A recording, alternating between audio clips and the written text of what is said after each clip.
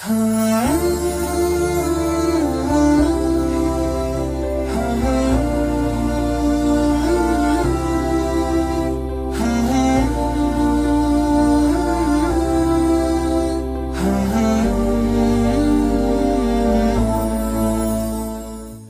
алейкум, кадырман телекөрүүчү. Сиз улуттук биринчи каналдын ыйман сабагы берүүсүн көрүп жатасыз. Бүгүн биз жалган айтуу, калп айтуу, маалыматтарды бурмалоо, мунун шариаттагы орду өкүмдөрү, нарктагы орду тууралуу сөз кылабыз. Ушулар тууралуу кеңири сүйлөшүү үчүн, аңгемелешүү үчүн студиябызга Кыргызстан мусулмандарынын Азирети муфтийинин орун басары, диний аалым Жолдошбек ажы Абдулдаевди чакырганбыз. Куш келипсиз, агай. Ассаламу алейкум. Агай, бул азыркы тапта үстүбүздөгү кылымда жалган айтуунун өтө көп түрлөрү пайда болуптур да. Интернеттен болсун, же жөн гана көчөгөйдө болсун, бүт эле туш тарабыбыз жалган маалыматтар, фейк маалыматтар айтор абдан күн тартуундагы маселе болуп атпайбы? Ошого жалпы эле шариятта, динде жалгандын өкүмү, кесепеттери жөнүндө айтып берсеңиз. Бисмиллахиррахманиррахим. Ассаламу алейкум. Ассаламу алейкум, урматтуу мекендештер, кадырлуу көрөрмандар. Аллах Таала чексиз мактоолор, пайгамбарыбызга саламдар жана салаваттар болсун. Негизги ушу чынчылдык боюнча, алдамчылык боюнча биздин өзүбүздүн шариятыбызда бул нерсе аябай катуу айтылган. Ошондой эле негизи Алла Таала Куранда дагы фазаккир фа инна зикра танфаул муъминин. Эскерткиң, эскертүү момундарга пайда берет дейт. Ошондуктан биз баарыбыз пенде болгондон кийин, инсан болгондон кийин унчак деген да мааниси бар экен. Баягы адам баласы ушундай шариаттарды, руханий азык алып турбаса, адам баласы баягы унутуп жаман жака бурулуп кетүү коркунуч бар экен. Себеби адамдын жүрөгү ушу алымдар айтат, ушундай бир губка сыяктуу болот экен дагы. Суу карысаң сууну сорот, сүт карысаң сүттү соруп алат экен дагы. Ошондой эле бир жаман суу карысаң жаман сууну соруп алгандай эле адамдын жүрөгү дагы канчалык бир жакшы адамдар менен аралашса, жакшы нерселер жүрөккө сиңет экен. Эгер жаман адамдар менен аралаша турган болсо, жаман нерселер жүрөккө кирет экен. Жаман нерсе жүрөккө калыптанып баштаганда адам баласы ушу алдамчылык кылуу, күнөө жасоо, жаман иш кылуу, ошол нерселерден адат болуп көнүп, аны үчүн бир күнөө жасап коюу, алдап коюу, жаман иш кылып коюу, бул мындай бир коркунуч болуп атат экен да. Күнөөгө адаптацияланып калат да мындай адам, Пайгамбар саллаллаху алейхи вассаламдын хадисинде да келген, адамда бир үзүм эт бар. Ал оңолсо адамдын баардык кыйын аракети оңолот, анын сүйлөгөн сөзү оңолот, көргөн көз оңолот, жакшы нерселерди угуп баштайт, жакшы нерселерди сүйлөп баштайт. Эгер ал адамда бир үзүм эт бузула турган болсо, адамдын көргөн нерсеси бузула баштайт, уккан нерсеси бузула баштайт, ошондой сүйлөсө жалган сүйлөй баштайт. Деп анан ушу ал эмне десе, ал жүрөк деген да. Адамдын жүрөгү оңолсо, анын баардык нерсеси оңолот экен. Сүйлөсө чын сүйлөп баштайт, калп айтпай баштайт. Эгер жүрөк бузула турган болсо, анда ал адам сүйлөсө жалган сүйлөп, жалган айтып, ушак сүйлөп, көрсө жаман нерселерди көрүп, жаман нерселерди угуп, ушундай адамдын жан дүйнөсү бузулуп баштайт экен да. Ислам дини адамды тарбиялай турган руханий мектеп да. Ооба. Бул ислам дининин жол башчысы Мухаммед саллаллаху алейхи вассалам пайгамбарыбыздын осияттарында, хадистеринде жалган айтууну айыптаган учурлар көп болсо керек. Азыр ушул боюнча да азыр этап менен кетип атабыз. Азыр бул биринчи руханий тазалануу боюнча кетет, анан ошо хадистерге барып такалалы деп атабыз да. Бул жерде азыр пайгамбар айткандай, адамдагы бир үзүм эт оңоло турган болсо, анын жан дүйнөсү оңолуп, сүйлөгөн баары оңолгондой эле бузулса баардыгы бузулат деп атпайбы? Ошондой ошого эме эле ылайык эле пайгамбар саллаллаху алейхи вассаламда бир хадиси бар. Адамдын жүрөгүн темирди дат баскандай дат басат дейт да. Аны кантип оңосо болот десе, ошо Куран окуп, Кудайды эстеп зикир кылуу менен адам жүрөгү оңолот экен да. Кандай десе, мисалы адамдын жүрөгүнө, мисалы темага байланыштуу эле, адам баласы эгер көбүрөөк жалган айтып баштаган болсо, ошо жалган айтып башташ менен ошо жүрөгүнө так бала пайда болот экен да. Ошо жүрөгүнө бир так, бир калп айтса бир так, бир күнөө иш жасаса 2 так, бир жаман нерселер көрсө 3 так. Ушундай бар жүрөктү бак кара так басып отуруп, капкара болуп, темирди дарт басканда жүрөк карайганда, адам баласы үчүн жалган айтуу, бирөөнү алдап коюу, бул ал үчүн оңой болуп калат экен да. Керек болсо жүрөк карайганда адамдын ушундай бир жаман жака кетип калуу коркунучтар да туулат экен. Себеби деген азыр ушул чынжык боюнча азыр хадис аяттар айтканга чейин Кудай Таала адам баласына ушундай жакшы мүмкүнчүлүктөр берген. Адам баласы азыр туруп жакшы адам болуп оңолуп кетем десе дагы адамдын өзүнүн эркинде. Жаман адам болуп бузулуп кетем, алдамчы болуп кетем, жалганчы болуп кетем десе дагы адамдын өзүнүн ыктыярында. Ошол эле чынчыл болом десе дагы өзүнүн ыктыярында. Бирок Кудай Таала бизге ушундай мүмкүнчүлүк берип, акыл берип, мээ берип, анан бизге ушундай шарият берип, дин берип, ак жолду да көрсөтүп, жаман жолду да көрсөтүп койду. Эми биз ошо жакшы жолду тандап оңолуп кетүү биздин эркибизде. Эгер биз ошо эркибизге, нафсибизге, шайтандын азгырына кирип, ошол жолго түшө турган болсок, анда биз Кудайдын алдына барганда жооп беребиз. Себеби Куранда да Алла Таала бир аятта айткан, эгер Кудай Таала адамдарга ушундай бир жакшылыктарды берет, бул жашоодо адам баласы айтат экен, Кудай Таала адамдар айтат экен да, бул адамды Кудай Таала жакшы көрөт экен, ошон үчүн жакшылыктар берип атат депчи. Бир адамга ушундай сыноолорду, кыйынчылыктар берет, ал адамдар айтат экен, мени Кудай Таала жаман көрөт, өзү мага ушундай сыноолорду берип атат деп экен. Бирок Кудай Таала айтып атат, андай эмес. Кимге бир жакшылык келип атса да, кимге бир кыйынчылык сыноо келип атса да, бул Кудай Тааланын бул жашоодо пендесине берген сыноосу. Эгер ошо сыноолордон жакшылыкка шүгүр кылып, ушундай жакшылыкты көтөрүп кеткен болсо, ошон үчүн Кудай Таала бейиште даражалар көтөрөт. Эгер кимде бир кандай бир жаманчылык бере турган болсо, сабыр кылып, бул Кудайдын тагдыры экен десе, ошого жараша Кудай Таала жакшылык берет да. Эми бул чынчылдык боюнча Куранда Алла Таала дагы я айюхаллазина аману тақуллаха ва куну ас-садиқин деген. Куранда Алла Таала астагфирулла. Аллахтын корккон жана чынчылдар менен бирге болгула деп Куранда Алла Таала айткан. Алла ошон үчүн биз жанагы башында айткандай, канчалык Аллахтан корккон адамдар менен, чынчылдар менен боло турган болсок, биздин өзүбүздүн чөйрөнү оңдой турган болсок, ошондо биз биздин сүйлөгөн сөзүбүз да оңолуп баштайт. Чынчылдыгыбыз, жакшы нерселердин баары ошондо баштайт. Себеби пайгамбар саллаллаху алейхи вассаламдын хадистеринде да келген, ман гашшана фалайса минни. Мени бизди алдагандар бизден эмес деген. Ошон үчүн биз качан алдамчылыкка көнүп, адамдарды алдап, ушундай нерсени адат кыла турган болсок, анда пайгамбар саллаллаху алейхи вассаламдын үммөтүнөн болбой калышыбыз да коркунуч бар. Ошон үчүн биз көбүрөөк ушундай чынчылдыкка өзүбүздү көндүрүп, ыктап, себеби пайгамбар саллаллаху алейхи вассаламдын дагы бир хадисинде келет. Эгерде пайгамбар саллаллаху алейхи вассалам айтат, албетте чынчыл болуу адамды жакшылыкка алып барат дейт. Адам ар дайым жакшылык болгон сайын ал жакшылыктар адамды бейишке алып барат дейт да. Ар дайым чынчыл болуп жүргөн адам Кудайдын алдында чынчыл деп жазылып калат дейт да.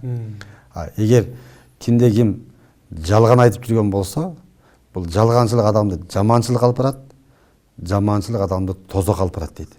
Ар дайым жалган айтып жүргөн адам Кудайдын алдында жалганчы деп жазылып калат дейт да. Эми ушуга байланыштуу пайгамбар саллаллаху алейхи вассаламдын бир хадисинде дагы бир хикая келет. Пайгамбар саллаллаху алейхи вассалам сахабалары менен отурган кезде, бир майытты табутка салып, ушу көтөрүп кетип аткан экен да. Ошондо сахабалар отуруп, ошол адамды аябай, бул адам аябай жакшы адам болчу, чынчыл адам болчу, такып адам болчу, мындай болчу деп баары тең ошол адамды мактап жатып калышат экен да.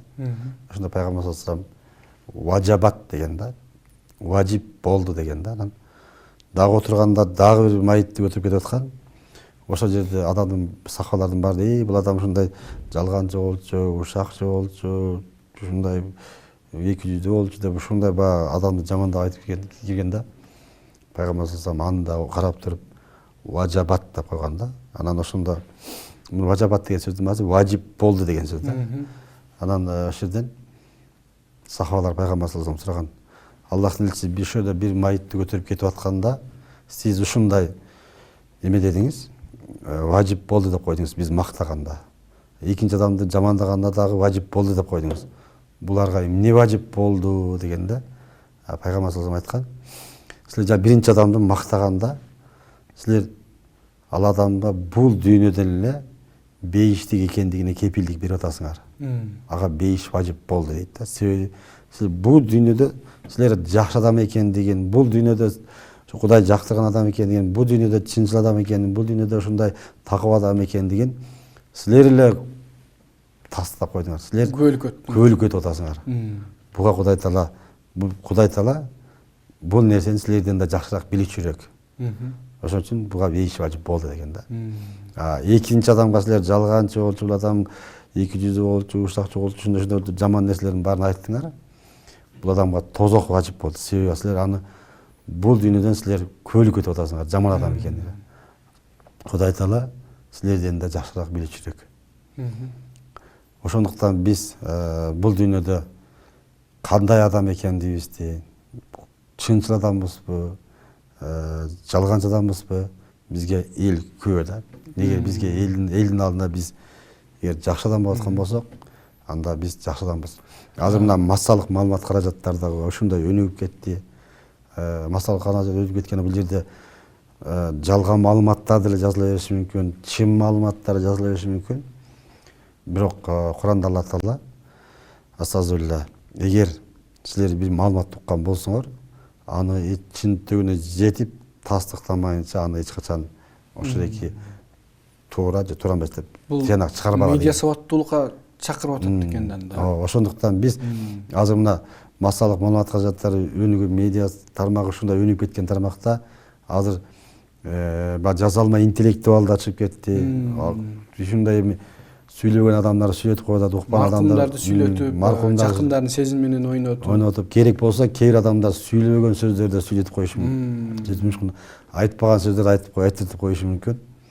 Эми келечекте да мындан да кандай өнүгүүлөр болуп кетиши мүмкүн.